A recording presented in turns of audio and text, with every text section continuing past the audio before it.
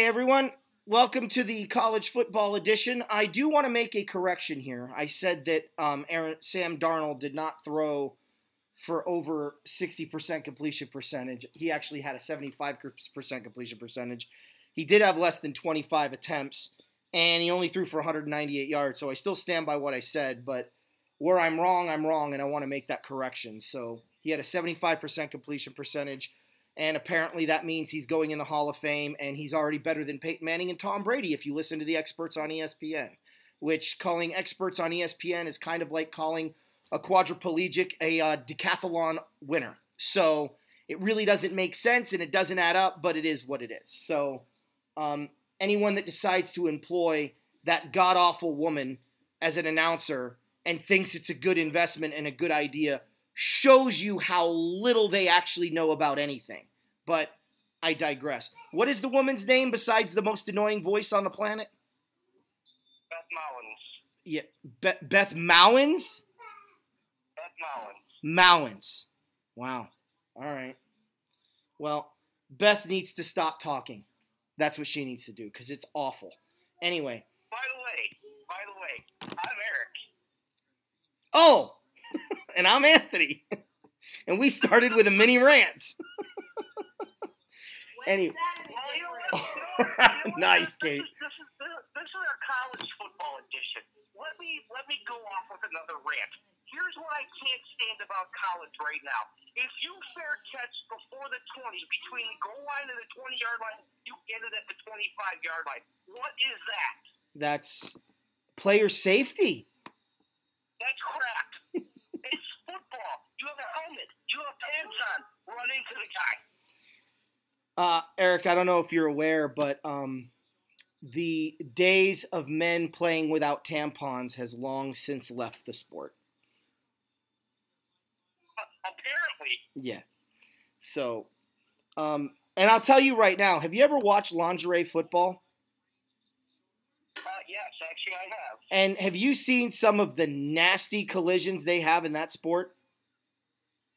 I see better collisions in Arena Football League. I see better collisions in Canadian Football League. I see better collisions in Lingerie Football League. Yeah, they do. They put the NFL to shame with some of their hits. So, only in today's day and age can quote-unquote professional football be the weakest of all the sports, including its own college counterparts.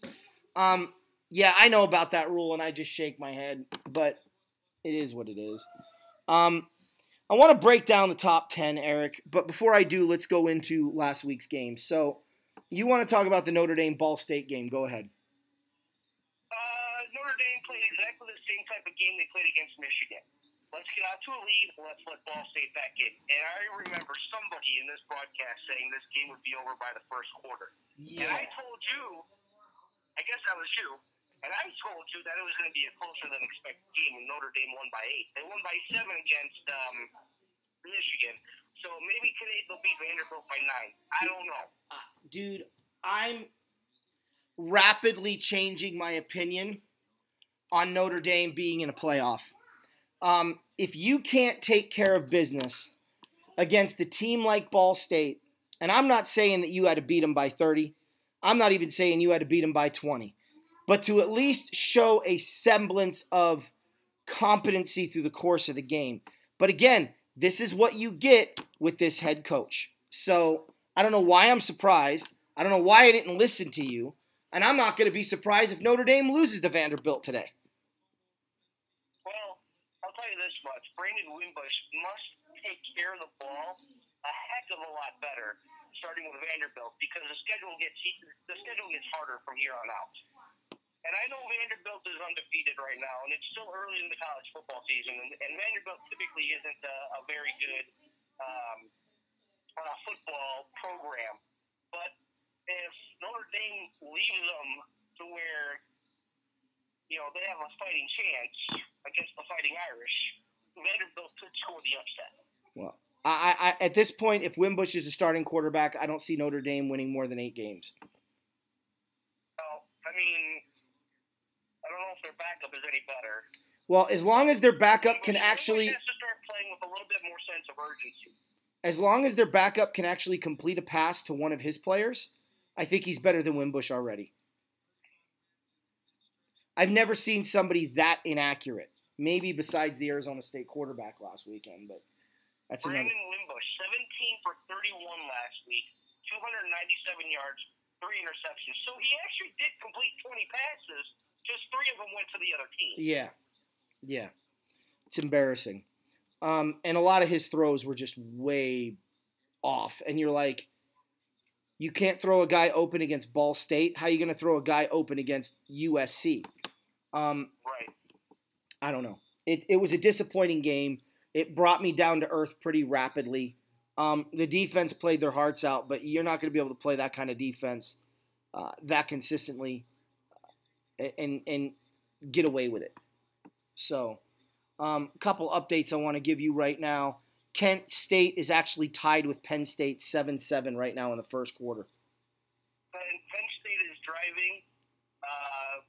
They are at midfield, and it's 7 minutes to go in the first quarter as of right now. Georgia's beating Little Sisters of the Poor 14-0, so I wanted to give you an update on that. Well, which is funny you bring that up. It's funny you bring that up because they're actually playing Middle Tennessee State. Yes. Which, okay, may classify. But what's funny about that is, and we're going to get into it, but there's a great story about Little Sisters of the Poor. It actually involves TCU Ohio State. Yeah. Oh, hey, by the way, they play today. Yes, they do. I brought that up for that exact reason, so I'm glad you bought my you bit my bait. All right. Is there any other game that you want to cover from last week, Eric, that you think warrants being talked about? I mean, I know Florida State, there's a lot of good games. Florida State barely beat Samford. I was really hoping for an upset there. Georgia loses to Kentucky for the first time in 31 years. Florida does, sorry, not Florida, not Georgia, Florida. Penn State absolutely wrecked Pittsburgh. Yeah, that game was close early in the rain, and it's like just one team showed up the rest of the way, and that was Penn State. You know, a lot of these games early on, I don't get too excited about. I'm not really, jumping on the Auburn bandwagon like everyone is. I'm not exactly jumping on the LSU bandwagon either like everyone wants to, but is reluctant to. And Miami, their seasons, did they win last week? I don't even remember. I'm trying to think. They did. Yes, they did. Miami beat Savannah State 77-0. Yes, that's right. I was still thinking of Florida State. So they're 1-1, and they beat the crap out of somebody that they should. Now, right now, they're up 7-0 on Toledo. But I'm not sold on Miami right now either. I think Richt has a rebuild that he needs to really focus on over there. I think Miami's week 1 loss really hurts them, and they look vulnerable. But, I mean, they only scored 1 touchdown against Toledo in the first quarter, so we'll have to see what happens as they play better competition. But for me, Eric, there's only one other. Go ahead. No, go ahead and finish. I was saying there's only really one other game I want to talk about, and that's Arizona State, Michigan State. So, by all means. Before we get there, because I want to touch on that too. I just want to let everyone know that one of the most entertaining games of the day leading up to the night games last week, South Florida and Georgia Tech. This game was a back-and-forth affair. After the first quarter, it was 17-14 Georgia Tech. And halftime, South Florida was up 21-17. Georgia Tech was up 31-28 going into the fourth quarter, and then South Florida pulled away. Blake Barnett was amazing for South Florida. He turned it over once, but kept the ball on his side of the field. Obviously, for him. He not only led them with 203 yards passing, but he also led them in rushing with 91 yards and 2 touchdowns. He seriously looked like an all-pro quarterback out there. On the other side, Taquan Marshall and Tobias Oliver, both quarterbacks, only 1 pass, though.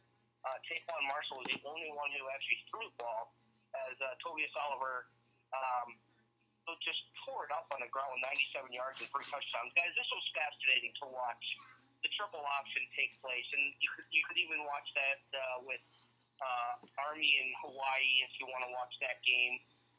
And that game's on CBS Sports Network. By the way, Penn State just scored to go up 14-7. Nice. But the Georgia Tech South Florida game, I literally could not turn the channel. It was that good and entertaining. There was a lot of good runs in that game. A little bit sloppy in the first half with a few turnovers. But other than that, I don't know what else to say because Georgia Tech has got a great triple option threat. They can be a difference maker against any other team in the country. But if they get down, they're forced to pass. And they ended up passing a lot in the latter half of the fourth quarter. But South Florida just was like, we're not losing on our home turf today. I don't care if we share this field with the Buccaneers. We're not losing. And, they ended up winning by 11. They scored 2 late touchdowns, which really solidified and put that game away. Yeah.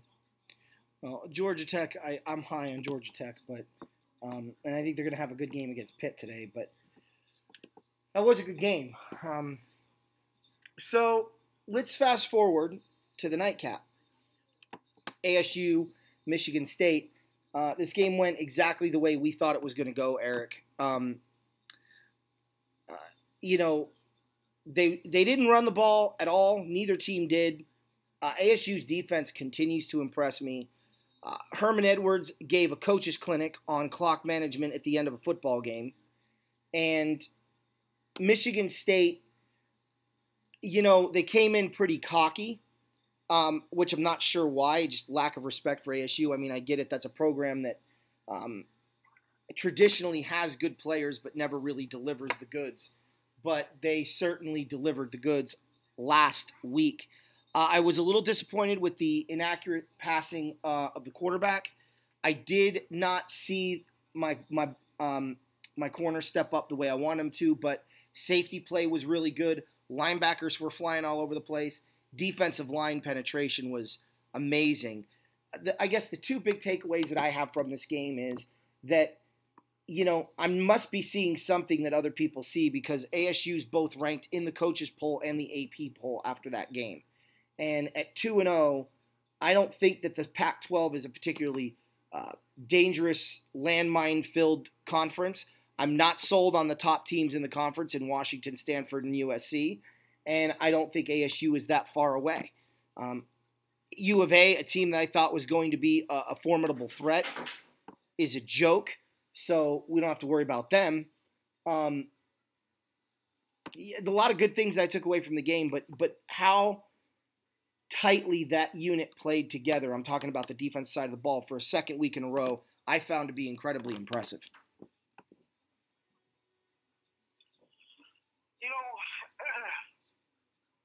I know it was a low-scoring game, and I obviously basically predicted the game to be at least double those points that the teams put up. But it's nice to see a defensive affair. Arizona State is 10-0 all-time versus the Big Ten when they come to Sun Devil Stadium. And they kept that perfect mark alive when Michigan State came in looking to knock off the Sun Devils. And everybody said, it was going to be a tough game for Michigan State. And Arizona State did what they had to make sure that Michigan State knew what it was like coming to the desert. N'Keal Harry is starting to become one of the top go-to wide receivers in the country, if he's not already. N'Keal Harry is really solidifying himself as a top draft pick in next April's NFL draft. He is that good. He's tall. He's not the fastest wide out, but he doesn't need to be. As long as Maine Wilkins can get him the ball on a consistent basis, the team is going to shine. Obviously, you need to run the ball, and Michigan State did that. They ran the ball. They tried to use their defense, and Michigan State held the lead for a while in this game as well. But ASU came back in the fourth quarter. They didn't give up. I've seen other Arizona State teams who would have gotten blown out after halftime against a team like Michigan State. A different culture, different mentality, and ASU, even though with their tough matchup they have coming up tonight, Saturday night, and we'll get into that. They keep grinding, and even though they had a fairly easy time against UTSA, they knew how to win a game while playing with a big lead and closing out their opponent. They also know what it's like to grind out a big win and come back in the second half and win the game too. Two different types of games in two different types of weeks only helps them moving forward. Well, because it's showing that they can win multiple different ways. I agree with that completely. So I don't know where ASU is going to finish, guys. I'm not necessarily picking them to win the Pac-12, but I'm also saying it's not that far-fetched. I do want to go over the top 10, and then we'll get into some games this week. So let me just go through the top 5, and we'll talk about what you think about that. First of all, from the AP side of things, you've got Alabama number 1 with 54 first-place votes, Clemson at number 2 with 6 first-place votes, Georgia at number 3, Ohio State at number 4, and Oklahoma at number 5. It is funny to me that Wisconsin at 6 has 1 first-place vote. Now, going to the coaches poll, they've got Alabama with 59 first-place votes in first, Clemson with 3 first-place votes in second, Georgia at 3, Ohio State with 4 in fourth with 1 first-place vote, and Oklahoma at 5. So the top 5 isn't any different in those two. The top 9 are the same in both polls. Yeah. So what of the top 5 what do you take away from the top 5 right now? Is this, I'm not asking you if you think these guys are going to stay by the end of the year. I'm asking you, is there anybody in that top 5 that you're looking at going, there's some real weaknesses there? Or is this going to be a tough uphill climb for those trying to crack into that top 5? It's going to be tough for others to crack in the top 5. However, the one team that I think, and just by watching their game last week, that I think could be vulnerable, especially when they go on the road, is Clemson. Now, they won at Texas A&M by 2 points. They played a hard-fought game. They played a game that really is going to go a long way in getting them solidified into the college football playoff. But Clemson, to me, is a little vulnerable. They need better quarterback play, and they need to shore up that defense. I know Georgia's played two semi-cupcakes. And they're playing Georgia Southern. They're pulling enough of that Middle Tennessee State right now. No. Clemson's playing Georgia Southern. It's 0-0, first and goal No, to 2. I'm talking Georgia. Oh, Georgia. Yeah, I'm down to Georgia. So when Georgia starts getting into their meat of their schedule, we'll see what they're really made of. And I don't know what to make of Ohio State just yet. They're going to get Urban Meyer back next week after his 3-game suspension. And Ohio State actually played Oregon State Rutgers, which they ended up blowing the doors off on Rutgers 52-3. This will be their toughest test until they go to Penn State on the 29th of September. And then after that, their other tough game is at Michigan State, and then they got Michigan, their last game of the year before the bowl game start. This week they're in Dallas. We'll really see what they're made of. Yeah. If they lose, if they lose today, they probably will still be in my top 10 next week. Because it's no loss is a good loss, but a loss against a top 15 team. Okay, great. It happens. They can easily recover for it. Oklahoma is a freight train right now, and nothing really is in their way, unless Kyler Murray really takes a nosedive. Oklahoma is going to be a fun team to watch this year. I think they could easily sneak up to number 2 if everything falls their way. Okay, so we have a very different perspective on the top 5. I don't think anybody's beating Alabama this year. I just don't. Clemson, to me, is a vulnerable team. They have 4th and goal right now at the 1 against Georgia Southern, and they're at home in a 0-0 game with 9:11 to play in the second quarter. If that doesn't alarm anybody, I don't know what to tell you, because that's an alarming situation considering, you've got other games right now where it's 14 points in the first quarter. Miami's up 14-0, 21-0 Georgia. I mean, you're playing Georgia Southern, for crying out loud. Let's go. And you're home. Georgia. That's really not alarming to me. I'm not sure what the weather conditions are like with the hurricane that's been through there. So I don't know if it's a sloppy game. I'm actually going to turn that game on right now because it's on ESPNU, and I can tell you what it's like there. Okay, so it's sunny. Georgia just scored. And Clemson just scored. Or, that's Clemson. I said Georgia. I was looking at the Georgia game. Sorry. Clemson just scored, yeah.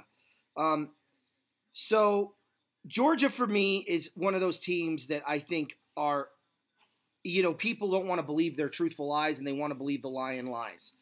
Georgia is as good as advertised, and people are still unsure of Georgia, and I'm like, really? Because that's not one team I'm unsure of.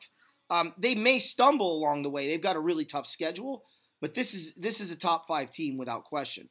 Ohio State, to me, if they lose to Texas, TCU, I agree with you. The Penn State game, I don't see Ohio State winning. And I think Michigan is always, I know they've owned that series for a while, but I think Michigan's due for a win. And if Michigan can continue to improve from week to week after their week 1 performance, I think that's bad news Brown for Ohio State, because Ohio State's at the peak, and they've got to stay there now for the duration of the season. So I'm not really sold on Ohio State. And Oklahoma, for me, is just one of those things. I'm like, who've they played? We're getting this excited over Oklahoma State. Who've they played? Every time this team... Okay. Oklahoma played Florida Atlantic, and then they had a rebuilding UCLA team come in. Now, they had UCLA scheduled for a few years, so, it's not their problem that, Chip Kelly took over that program at UCLA, and they came in and got their butts kicked each and every way. No, it's UCLA. I mean, UCLA put up 21, but it was a 49-21 game. Right. I'm not going to fault Oklahoma. They're only playing who's on their schedule, and sometimes you got to fill it with those Florida Atlantics and Middle Tennessee State. So, they're like, hey, let's play a Pac-12. Let's play a Pac-12 team. Hey, UCLA. When Jim Mora was the coach, and. Look, I'm not denying any of that, and I'm not saying it's their fault as a schedule, but this is a program that every time they played against good competition, they've either been inconsistent or they've stumbled. And obviously Ohio State last year was the exception, but then they got to the playoffs and they got smoked. I'm not sold on Oklahoma until I see them play, how they play, I should say, against better competition. Now, they've got Oklahoma State they got to play this year. I believe they play TCU. So, well, they always play Oklahoma State. Right. They play TCU on October 20th in Fort Worth. They're up 10-3 on Iowa State right now, and Iowa State is like peaks and valleys team every year. Like either they're really good or they're really bad. And when I mean really good, like they're competitive, but they're not good enough to take that next step. Yeah. Their next biggest game, to be honest with you, is a Red River rivalry on October 6th, and then TCU, and then versus Kansas State at Texas Tech, versus Oklahoma, and then they finish up with Kansas. They finish up at West Virginia. That could be a trap game right there for them. Mm-hmm. That could knock them out of the college football playoff if they're even in there. I could see 2 losses on that schedule, and that's TCU and Oklahoma State. So we'll see how they play against that. Now, you talked about the bottom 10 being almost identical with the exception of one spot. So let me go through this. Wisconsin at 6 has 1 first-place vote. Auburn is 7. Notre Dame is 8. Stanford is 9. Washington is 10. That's the AP poll. In the coaches poll, Wisconsin is 6. Auburn is 7. Notre Dame is 8. Stanford is 9. Penn State is 10th. And fun little fact here, Virginia Tech moved up 3 spots to 11 in the coaches poll, Eric. So good call on them earlier in the week. Now, what I want to talk about here is looking at this bottom 10. I'll go. I'm not impressed with Wisconsin. Every year that team is hyped up and then they play good competition, they fall apart. Auburn, I think the jury's still out to be determined on that. Everyone's really high on Auburn, and I'm like, okay, guys, but, is Miami as good as we thought they were? Where is Auburn in all of this? we don't know. Notre Dame is not a top 10 team. With the way they played against Ball State and the lack of play calling they had against Michigan at the end of the game that got Michigan back in the game and the coaching factor, I don't see Notre Dame finishing in the top 10. Stanford, I don't think is a top 10 team, and certainly not Washington. So in this regard, I only agree with the coaches poll on one spot, and that's Penn State. I think TCU should be in the top 10. I think West Virginia should be in the top 10. I think Boise State should be in the top 10. And if you ask who I take out Wisconsin, I take out Notre Dame, and I take out Stanford. But they're not. Those are the standings, and I really think Penn State, in my opinion, is going to be really one of the elite teams when all is said and done. I don't see that team not making the playoff. I think they're actually going to win the Big this year. So, for all the talk that we just spent on Ohio State, at the end of the day, I think Penn State's the best team out there. But your take on the bottom 5? Well, I'm definitely going to disagree, and I believe Wisconsin should be a top 10 team. Listen, their schedule, and I'm looking at it right now, you know, they have a tough road schedule. They got at Iowa, at Michigan. We'll see how Northwestern is playing at the end of October. And then at Penn State, at Purdue. At Purdue, they can probably send their B squad and still beat Purdue. But, you know, here's what I like about Big Ten. Here's what I like about Wisconsin. I love watching the offensive line play because they are a bunch of hog mollies, and they will open up holes for whatever running back you want to put out there. They have had great running backs come through there, college-wise. Some of them might not have been good in the pros, like a Ron Dane, but like Melvin Gordon, there was holes wide open for him when he was running there. And they have another running back right now as well who is really, you know, tearing it up for Wisconsin, and I'll get his name. Jonathan Taylor. Thank you. But I think Wisconsin is a quietly dangerous team in the Big Ten, and they will give Ohio State a run for the money in the Big Ten championship game if they meet there. Auburn, we're going to find out a lot about them, who they are when they play LSU later today. Mm-hmm. That's a game I'm excited to watch, and I will watch it. I'm not the biggest SEC football fan, but I think this is a game that warrants definitely watching. Notre Dame, they probably should be lower. To me, they're still a top team until they lose, until somebody knocks them off, and it could be next week when that happens. So they have Stanford. I think Stanford is the best Pac-12 team in that conference, and that's not saying much because USC could be a lot better, Washington could be a lot better, but you have sneaky teams like Stanford and Utah, and right now Arizona State, because everybody else is playing like garbage. Yeah.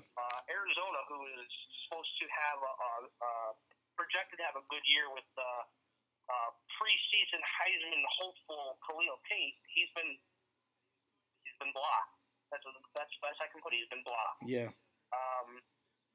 Like I said, Stanford and Penn State. Penn State should be in the AP top 25, top 10, but they're 11th. Penn State has played really good football. They're up on Kent State right now, 21-7. Mm-hmm. So they're probably going to blow Kent State out right now. Mm-hmm. When it gets to after in the second half. But yeah, that's the way I see it. There's a lot of good top 10 teams. And to me, actually, the weakest top 10 team is Notre Dame right now. Yeah. Yeah. All right. Well, let's go over the bottom 5 really quick.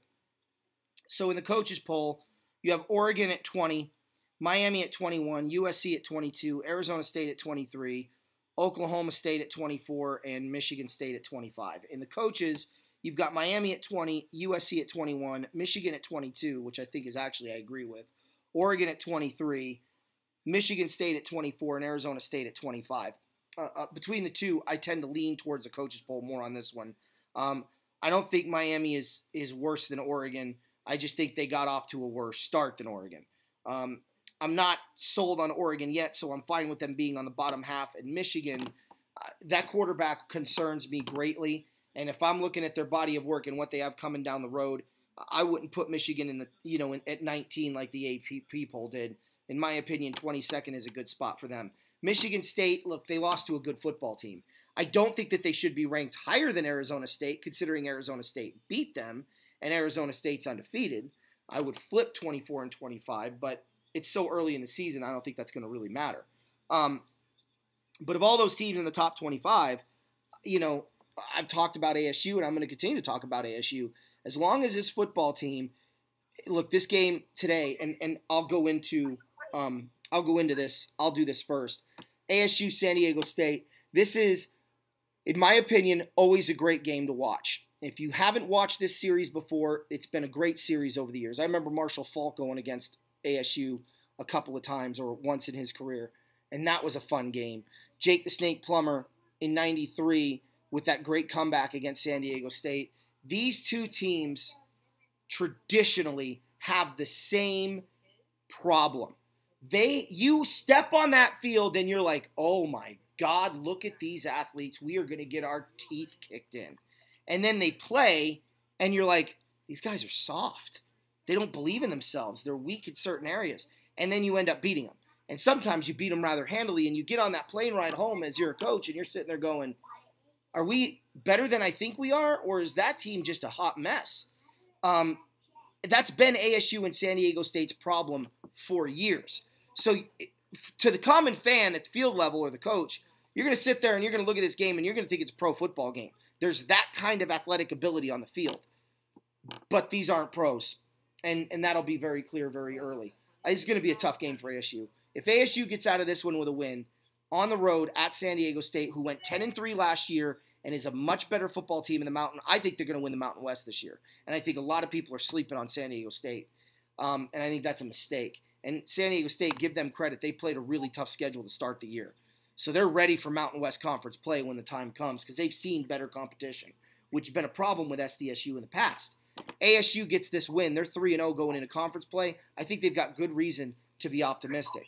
Now, you look at ASU's schedule, Eric, and I'm pulling this up right now. Give me a second. When you look at ASU's schedule, they open with Oregon, they open with being at Washington on the 22nd next week. I'm really excited to watch that game. I really want to know what ASU is capable of going into Washington State. My opinion, it gets a little easier from there with 2 weeks against Oregon State and Colorado, two teams they should beat. Stanford, USC back-to-back, but then their schedule's cake until Oregon on the 17th of November.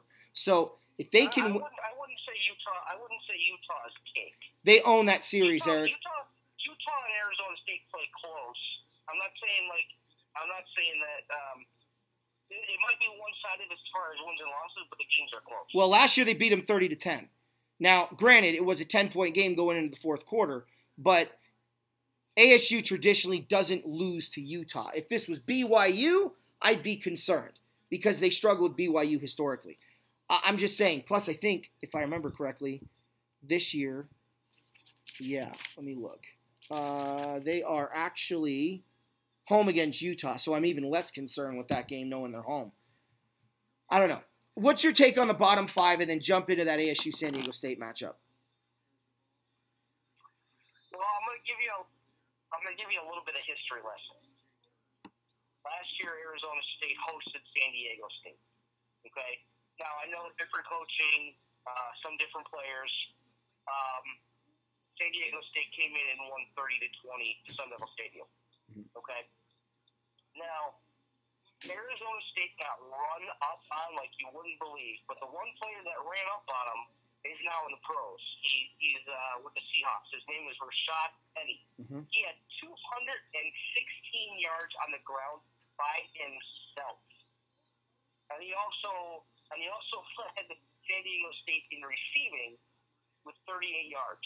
That goes to show you, with San Diego State, they only had 73 yards passing.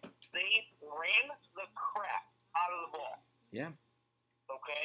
I'm expecting more of the same as far as San Diego State trying to run up on Arizona State, but let's look at what Arizona State has done on defense against teams who run the ball. Oh, yeah, they were ranked number 1 against the run this year so far as yards given up and yards per attempt rushing. That's disgusting. good. Yeah, exactly.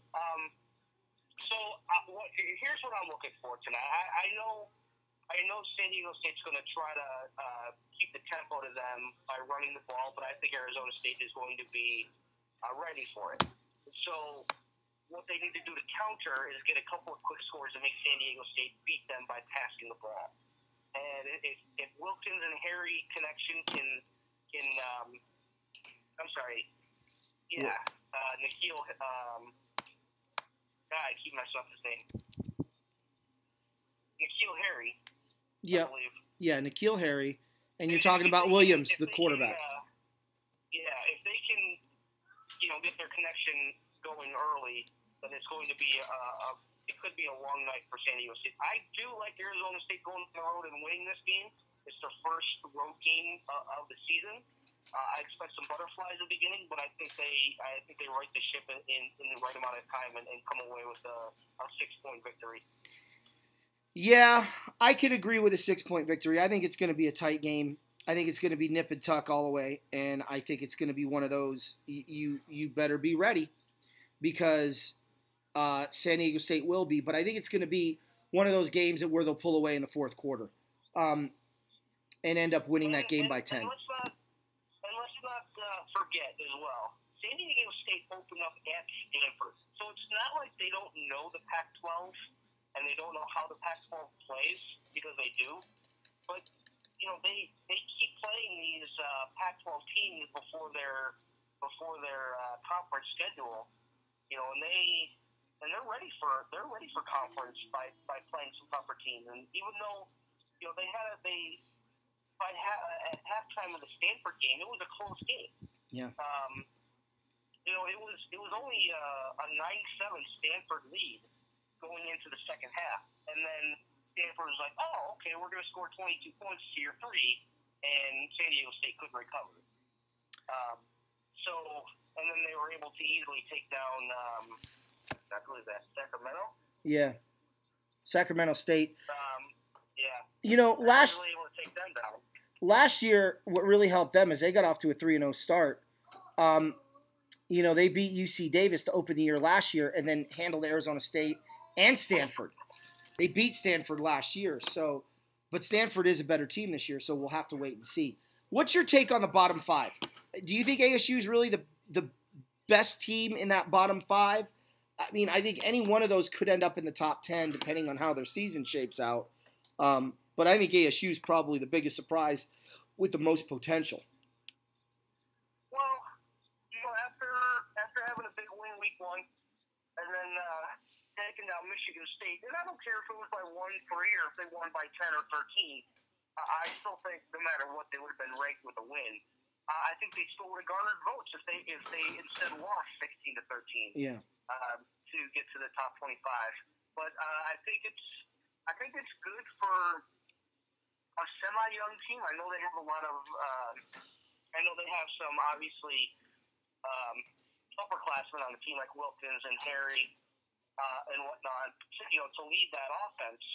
But I think that it's a good test for them.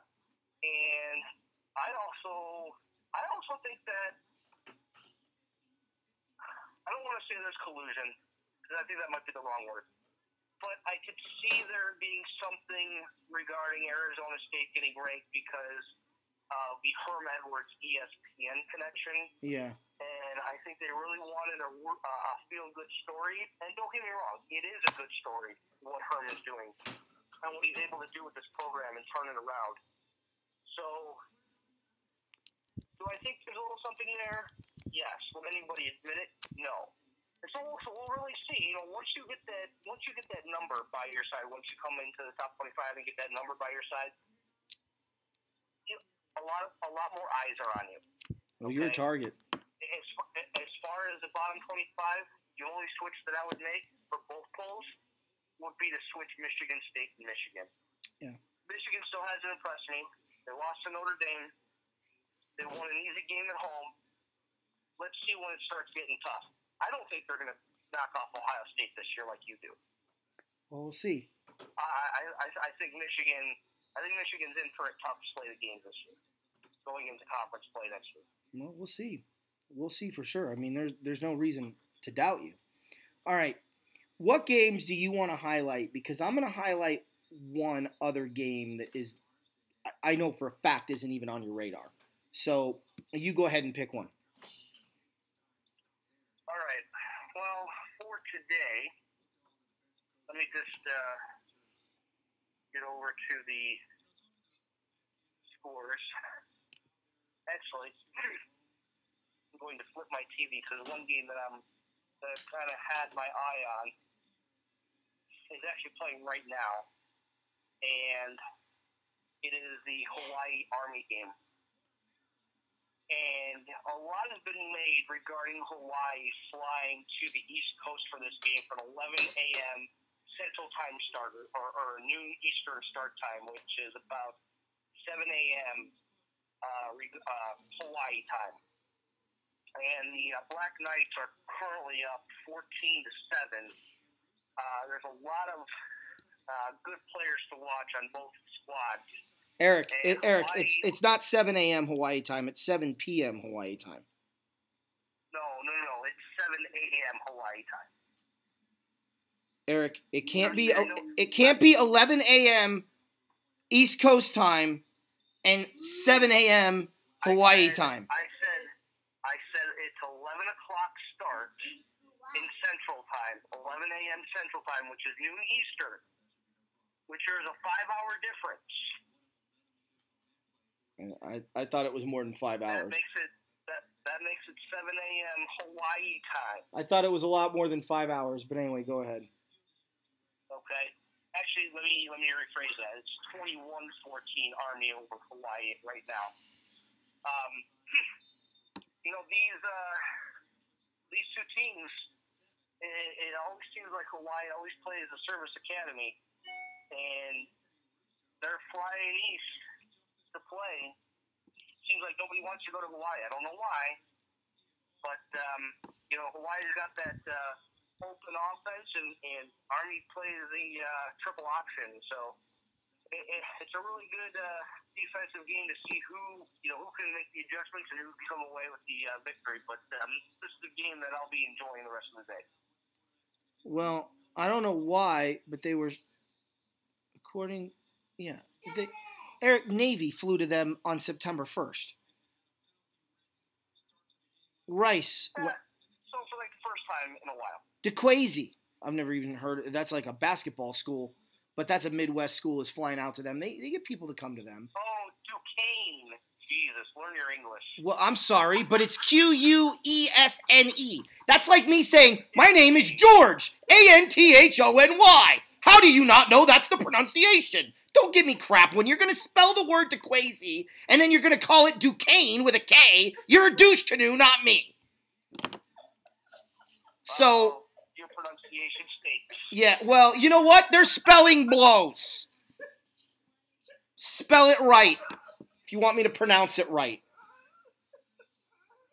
Anyway, go ahead, Philip. Now how you pronounce Eric? Oh, you're done? Who? Yeah, who? Done. He's done. All right. My wife's dying over here. Is it Duquesne, really? Yes, it's Duquesne, really. Without the really part. Because it's French. Well, that's why. The French don't know how to speak anyway, except surrender. Okay. Anyway, let me move on to my game. That's offensive. What? Oh, I'm sorry. Then quit being a crappy person and you'll be fine. All right. Look. Oh, that's right. You're part French, so you only surrender some of the time. All right. That's all right. I'm Italian. I switch sides when the going gets tough, so don't worry about it, Eric. Yeah. Let's not say what else you are. Oh, yeah. Okay. Getting to my game. So last year, one of the surprise entries into FCS playoffs was Northern Arizona. They've got a really, really talented quarterback. If you guys haven't heard of him, you need to look him up. He's thrown for over 7,000 yards. His name is Case Cookus. And the guy is a pro caliber quarterback. Is he going to be a starter in the NFL? I don't know, but he certainly is an NFL talent. Maybe that's, he could end up being like a reliable backup, a guy that, like a Nick Foles, a guy that could come in and get the job done, maybe even have a good starting year, but by and large, you want him on your bench. Maybe you want him as your starter. Time will tell, but he's a talent. And, they're going into Missouri State. It's a road game for NAU. It's an early game. It's 12 o'clock our time. I'm actually really looking forward to seeing this because Missouri State is supposed to have a stronger year. They've got a really good offensive line and a running game. So this is your classic old school NFL running game versus passing game matchup. And I think it's going to be fun to watch because you get a chance to see talent that no one talks about. You get to see kids that everybody passed on or everybody's overlooking or not even thinking about looking at throughout high school that get into these positions and they really just impress. NAU also has a really talented wide receiver, a wide receiving core, all things considered. They've got a lot of guys with length. I'm not going to say Terrell Owens types because that's too high praise, but big targets who can win 50-50 battles. I'm interested to see if Missouri State can keep NAU's offense off the field, and if NAU's offense is on the field, how quickly they can score to counteract the time being left off the field. So there's a lot of elements to this game that I'm excited about. I think NAU's defense is much improved. This was supposed to be a middle-of-the-road team last year. They end up going 7-6. They lost their playoff game last year, but I think that this is a team, and it's a tough division that they're in. It's a really tough division that they're in. The Big Sky's, in my opinion, the second hardest conference in all of FCS football. So I'm going to be kind of interested to see how this whole thing unfolds, Eric. Do you know much about the FCS schools or no? Well, you asked me this last week, and the answer is very little. Okay. Well, do me a favor, and this goes to everyone out there. Do a little bit of homework on the FCS schools. I think you're going to be impressed with what you see. North Dakota State is projected to win again this year. It would be their 8th title in 7 years. There isn't anybody in NCAA football that can champion that cause. And Idaho went back to the FCS. If you guys don't know, Idaho left the FCS in 93, after the 93 season. They won the FCS championship in 93. They actually won the championship in 90, 91, and 93 before they bolted. And they were a perennial playoff team throughout the 80s. They were what North Dakota State is now in FCS football.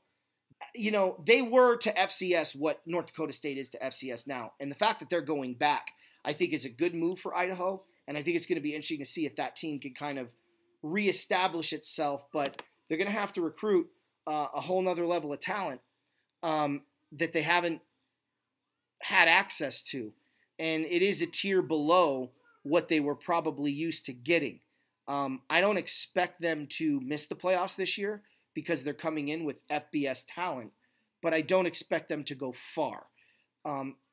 We'll have to wait and see how that whole thing shapes out. But they're another team that I think is going to be interesting to watch. But I'm really excited to watch NAU at Missouri State. So, yeah, guys, watch those games because a lot of those guys, you're going to sit there and go, this dude needs to go pro. Because, again, it's a matter of I don't care how fast they run the 40.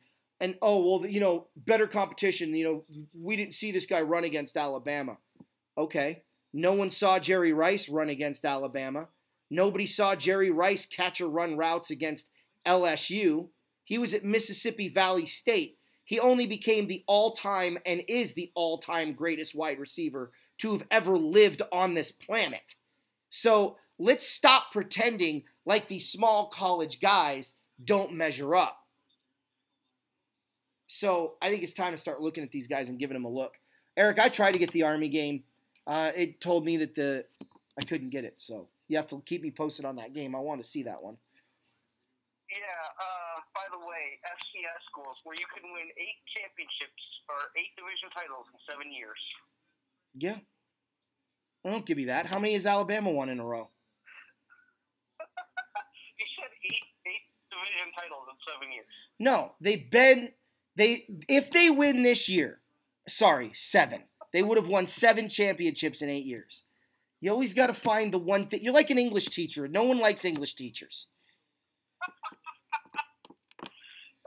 wonder if anybody else caught that. We'll Yeah, find out. well, Anyways, probably. But nobody called my BS on the 60% error, so, which was a big mistake on my part too from the last two shows. So, anyway, that's it. Any other game you want to highlight before we go, E? Yeah, Oklahoma up 17-10 at Iowa State with 4.5 to go in the second. Clemson's all over Georgia Southern. Georgia up on Middle Tennessee 28-7.